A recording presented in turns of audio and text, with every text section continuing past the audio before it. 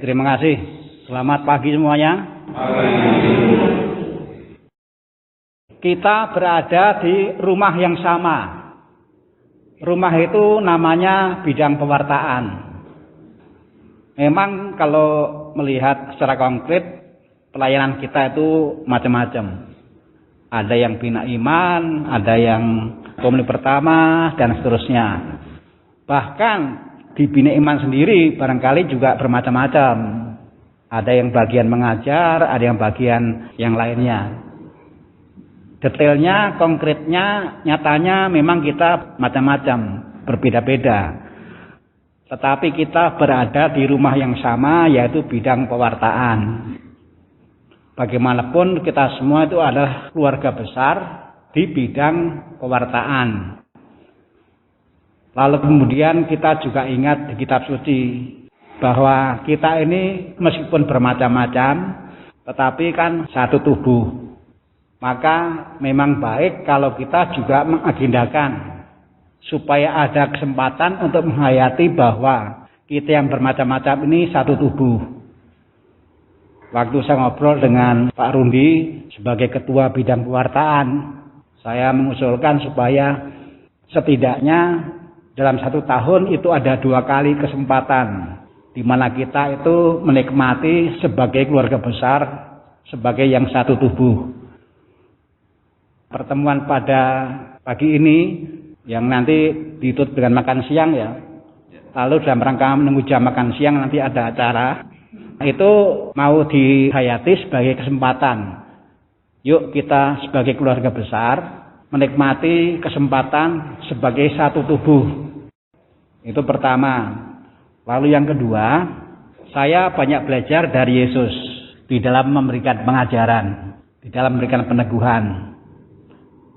Polanya yang dilakukan Yesus itu seperti yang dalam Injil kita dengar bersama. Materi pengajaran Yesus kalau kita menyimak Injil mengenai kebangkitan. Dan yang menarik, tema itu bukan disiapkan oleh Yesus. Tema itu berasal dari orang yang kepadanya Yesus memberi pengajaran. Jadi ada orang-orang dari kelompok Saduki. Kelompok yang tidak percaya pada kebangkitan. Kelompok ini datang, bukan Yesus yang datang. Kelompok ini datang kepada Yesus, lalu kemudian berbicara soal kebangkitan. Lalu kemudian Yesus memberi pengajaran soal kebangkitan. Temanya tidak berasal dari Yesus, tapi itu berasal dari orang yang datang kepada Yesus. Saya makanya juga tidak menyiapkan tema. Tapi saya berusaha untuk nanti menanggapi apapun yang muncul berdasarkan kitab suci. Nah, kita nanti akan dibentuk dalam kelompok kecil, sharing mengenai satu, apa sih bahagianya menjadi pelayan di bidang pewartaan. Lalu yang kedua, bagaimana caranya merawat sikap rendah hati sebagai pelayan di bidang pewartaan. Mengapa dua itu saya angkat? Pertama, saya ingat terhadap kegembalaan Bapak Suci Paus Fransiskus dalam Evangelii Gaudium. Tekanannya adalah kita harus melayani dengan sukacita, dan yang kita wartakan dengan kegiatan kita itu juga harus sebuah sukacita. Paling tidak inilah yang ideal, bahwa kita belum mencapai ke sana tidak apa-apa. Tapi yang penting kita punya pedoman. Pedomannya adalah kita harus menghayati dengan sukacita, dan yang kita wartakan memang juga sukacita. Bapak Suci Paus Fransiskus mengatakan, kalau orang itu bersungut-sungut, dia tidak akan bisa mewartakan sukacita. Maka sukacita itu harus menjiwai kita. Meskipun tidak hebat, tetapi saya berusaha untuk bersukacita dalam pelayanan. Untuk bersukacita bekerja sama dengan si A, si B, dan seterusnya dalam pelayanan. Semua bukan orang hebat. Tapi paling tidak, saya berusaha untuk bersukacita. Dan kalau saya melakukannya dengan sukacita, semoga yang keluar juga adalah sukacita. Kitab suci berkata, segala sesuatu itu meluap dari hati. Kalau hati itu bersukacita, maka outputnya juga sukacita. Kalau hati itu bersungut-sungut seperti kucing, kan ada sumutnya ya. Itu nanti yang keluar juga seperti itu. Saya menerjemahkan itu dengan bahasa yang sederhana. Yuk nanti sharing kelompok kecil. Apa sih bangganya? Apa sih senangnya? Ini bahasa saya, tapi landasannya tadi, landasannya. Lalu yang kedua itu mengenai sikap rendah hati. Saya sekarang berikan landasannya. Gereja itu utamanya lahir hidup dari sikap rendah hati. Yesus itu hidupnya hanya diisi satu sikap rendah hati. Yesus menjelma menjadi manusia karena sikap rendah hati Bunda Maria. Kalau Maria tidak berkata, aku ini hamba-Mu ya Tuhan, jadilah padaku perkataanmu, ceritanya menjadi lain. Yesus lahir dari sikap rendah hati Maria. Dan Yesus sendiri, kalau kita ingat doanya, ya Bapa, kalau boleh biarlah cawan ini berlalu daripadaku, tetapi kalau itu yang kau kehendaki, itulah yang harus terjadi. Yesus itu hidupnya hanya melaksanakan bukan kehendak diri sendiri, tapi kehendak Allah Bapa. Jadi Yesus itu lahir dari sikap rendah hati, tetapi dia juga hanya menghidupi satu sikap, yaitu rendah hati. Jadi sebenarnya gereja itu hidupnya hanya dari itu. Itu sebabnya kemudian itu menjadi bahan sharing kelompok kecil nanti yang kedua. Bagaimana cara kita merawat sikap rendah hati. Dan kalau kita mencermati mengenai murid-murid yang menjadi aktivisnya Yesus, itu bukan orang-orang hebat. Bukan orang-orang hebat. Kita ingat belum lama atau mungkin minggu lalu ya, yang Yesus bilang kepada Sakeus, Sakeus, segeralah turun, sebab aku harus numpang di rumahmu. Sakeus, bukan Pak Rudi, segeralah turun. Bukan ya. Murid-murid Yesus bukan orang-orang yang hebat. Yang hebat, yang dilihat oleh Yesus adalah orang ini bisa rendah hati. Memang secara sosial bukan orang hebat, malah orang yang dicibirkan kan. Matius pemungut cukai, Lewi itu kan oleh masyarakat kan dicibirkan karena dia pemeras. Di paroki kita ini juga banyak pemeras sapi. Dilihat itu, Yesus melihat yang oleh orang itu tidak dilihat. Meskipun orang ini bukan hebat, tapi Yesus melihat ada kehebatan di sana. Ada sikap rendah hati yang dimiliki. Jadi Yesus secara sosial memang tidak menggunakan orang-orang hebat. Yang dicari Yesus adalah orang yang memang rendah hati, yang masih mau dibentuk, masih mau diutus. Maka itu menjadi yang kedua. Sharing mengenai bagaimana merawat sikap rendah hati sebagai pelayan di bidang pewartaan. Dalam kelompok kecil itu tolong ditentukan nanti siapa yang akan melaporkan. Lalu ketika melaporkan nanti ya dilengkapi oleh anggota. Mengapa saya kok meminta supaya ada sharing dulu? Ini bukan soal hobi, bukan. Karena gereja hidupnya dari sharing. Kalau nggak ada sharing, tidak ada gereja. Yesus menjadi manusia, bahkan manusia yang paling hina, yang mau lahir di kandang, dan seterusnya. Sehina-hinanya orang, semiskin-miskinnya orang, siapa yang lahir di kandang? Tidak ada. Jadi Yesus itu seperti itu.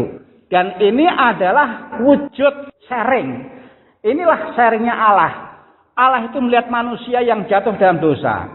Tetapi Allah bukan dendam, bukan benci. Allah sangat sayang. Maka Allah berkenan sharing. Nih, kasihku pada umat manusia yang berdosa saya sharingkan. Dan yang saya sharingkan itu luar biasa. Karena wujudnya adalah Yesus menjelma menjadi manusia yang hina-hina mati disalib. Ini sharingnya Allah. Maria itu juga sharing. Saya mau kok menjadi alatnya Tuhan. Aku ini hamba-Mu ya Tuhan, jadilah padaku perkataanmu. Sharing. Dirinya disaringkan. Sehingga yang terjadi biarlah kehendak Tuhan. Seperti apapun. Termasuk juga meskipun saya harus melihat sang putra yang di mata masyarakat itu orang gagal. Sharing. Dan Yesus sendiri hidupnya juga hanya visi sharing. Yesus sharing mengenai ini loh rencana Bapa. Segala sesuatu yang saya lakukan hanyalah kehendak Bapa. Hanyalah rencana Bapa. Sharing. Sharing Yesus diwujudkan dalam macam-macam hal.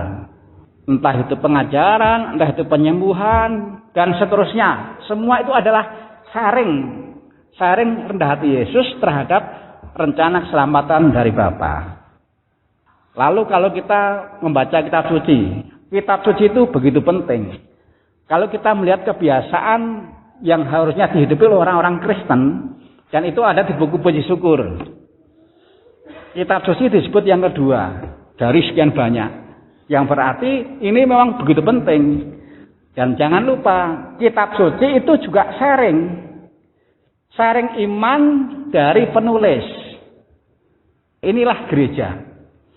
Gereja itu hanya hidup dari sharing. Kalau nggak ada sharing, gereja itu mati. Saya merenungkan ini. Lalu kemudian ini saya gunakan sebagai metode. Jadi diberi kesempatan untuk sharing. Kalau saya hadir di pertemuan lingkungan, biasanya kalau saya hadir saya pilih lingkungan terjauh. Atau lingkungan yang jarang dihadiri oleh imamnya, karena imamnya ketemunya hanya pas misa, setelah itu nggak ketemu lagi. Ketika bulan kitab suci nasional, saya hadir ke Windu Haji. Puji Tuhan, saya mendapatkan 2 jadwal ke Windu Haji. Ketika bulan kitab suci, juga ketika bulan Rosario. Lalu di Sukamulya itu, saya puji Tuhan juga mendapatkan tanggal hadir di lingkungan yang terjauh, yaitu Cikondang.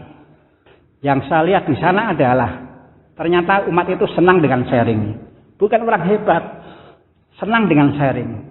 Yang penting diyakinkan adalah jangan takut, seperti apapun menjadi berkat bagi yang sharing, tetapi juga yang mendengar. Saya sendiri merasa disentuh oleh sharing para umat itu. Jadi memang benar bahwa gereja hidup dari sharing. Kalau nggak ada sharing, maka memang jadi dingin. Oh, anget. Sedang menyimak. Oh, ya. Maka saya yakin, seperti apapun yang nanti disaringkan, percayalah, itu menjadi berkat. Bukan baru sekarang, dari dulu itu sama. Bukan orang-orang hebat. Asal kita punya ketulusan hati, maka yang tidak hebat itu akan menjadi hebat. Maria itu tidak hebat, tapi karena dia punya ketulusan hati, dari yang tidak hebat ini kemudian lahir sosok yang hebat, Yesus penyelamat dunia. Kita bukan orang hebat, tapi ketulusan hati kita itu memudahkan Tuhan untuk menjadikan kita yang tidak hebat bisa melahirkan sesuatu yang hebat, karena campur tangan Tuhan. Jadi sharing kelompok nanti itu menjadi kesempatan untuk saling jadi berkat. Pasti bisa. Paling tidak saya mengalami seperti itu kok. Maka saya itu juga paling senang mendengarkan sharing. Kecuali kalau sharing ngomongin orang itu saya nggak suka. Tapi kalau sharing yang nanti saya kira bagus. Nah jadi itu dasarnya ya. Dasarnya mengapa kok ada sharing. Dasarnya mengapa kok bang sharingnya itu tentang apa sih bangganya, senangnya pelayanan di bidang kewartaan. Lalu kemudian juga mengenai bagaimana merawat sikap rendah hati. Jadi nanti 2 itu yang disaringkan. Ini sambil menunggu jam makan siang. Soalnya belum ada. Katanya berasnya baru ditanam ya. Tanam beras. Ya, saya ngomong seperti ini diajari Karol.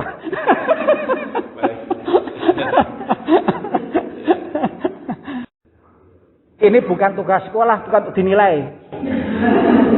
Inilah yang bisa kita lakukan untuk menghidupi gerejanya Yesus. Sharing. Sharing kita nanti itu menghidupi gerejanya Yesus. Di sana tuh ada lingkaran-lingkaran bisa dipakai. Kalau nanti di sana ada snack ya silakan dinikmati. Tapi nggak ada ya Pak ya? Nggak ada ya. Kalau tempatnya sih siap, tempatnya hanya snacknya yang tidak siap. Saya kira ini cukup untuk mengisi jam menunggu makan siang. Terima kasih. Ada yang mau tanya, siapa yang mimpin doa makan? Baik, terima kasih. Saya percaya bahwa perjumpaan kita ini, sharing-sharing kita tadi pasti bermanfaat. Dan manfaat itu akan lebih banyak lagi kalau nanti setelah sampai rumah kita renungkan. Permenungan itu sama dengan mencari yang bermanfaat. Kalau nggak direnungkan ya kita nggak menemukan manfaat. Ada seorang filosof yang berkata, pengalaman yang tidak pernah direnungkan itu nggak layak dihidupi. Nah, kalimat itu mau mengatakan bahwa yang namanya merenung itu penting.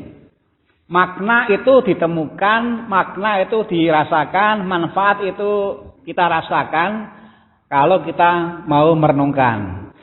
Nah, yang menarik adalah tadi baru dijalani dan belum direnungkan saja sudah merasakan manfaatnya. Apalagi kalau direnungkan. Nah, pertemuan pada pagi sampai makan siang ini, saya kira kata terakhir harus disebut itu ya. Jadi pertemuan kita hari ini mengenai sikap. Dan semua itu menjadi sikap dasar. Nomor satu itu adalah sikap sebagai satu tubuh. Gereja itu banyak, tetapi semua itu adalah meskipun berbeda, pada dasarnya satu tubuh. Kepalanya Yesus, kita semua anggota. Nah, jadi sikap sebagai satu tubuh. Lalu yang kedua, sharing. Bahwa tubuh-tubuh ini, anggotanya ini memang dimaksudkan supaya berbagi, supaya sharing. Tubuh itu bisa hidup kalau semuanya berbagi. Nah, jadi yang kedua itu adalah sikap sharing. Lalu yang ketiga itu sukacita. Tubuh itu diciptakan bukan untuk melahirkan duka cita, tapi sukacita. Evangelii Gaudium. Sukacita Injili. Jadi yang ketiga itu sukacita. Lalu yang keempat itu rendah hati. Jadi sekali lagi, satu tubuh, sharing, sukacita, dan rendah hati. Ini 4 sehat. Supaya menjadi sempurna, saya sebutkan yang kelima. Manusia hidup di samping dari firman juga dari makan. Tetapi sebelum ke makan saya ingatkan, manusia hidup itu juga dari firman. Betul. Kalau kitab suci berkata, firman-Mu adalah pelita bagi kakiku dan terang bagi jalanku. Itu betul. Itu bukan hanya ada di kitab suci. Di dalam kehidupan, orang memang mengalami. Firman-Mu pelita bagi kakiku dan terang bagi jalanku. Maka untuk memupuk 4 sikap tadi sebagai satu tubuh yang satu sama lain saling sharing, utamanya sharing tentang sukacita dan sharing sikap rendah hati. Nah, ini baik kalau dipupuk dengan firman Tuhan. Maka alangkah indahnya, betul, sangat indah. Kalau yang namanya pelayan Tuhan itu juga punya ketekunan membaca dan merenungkan sabda Tuhan. Entah sabda Tuhan yang tertulis di kitab suci atau yang ada di HP. Karena sekarang kan juga banyak loh, ada HP yang dipasangi aplikasi kitab suci, di samping juga TikTok. TikTok, TikTok. Nah, suara kuda. Kesimpulannya ya doa makan saya kira.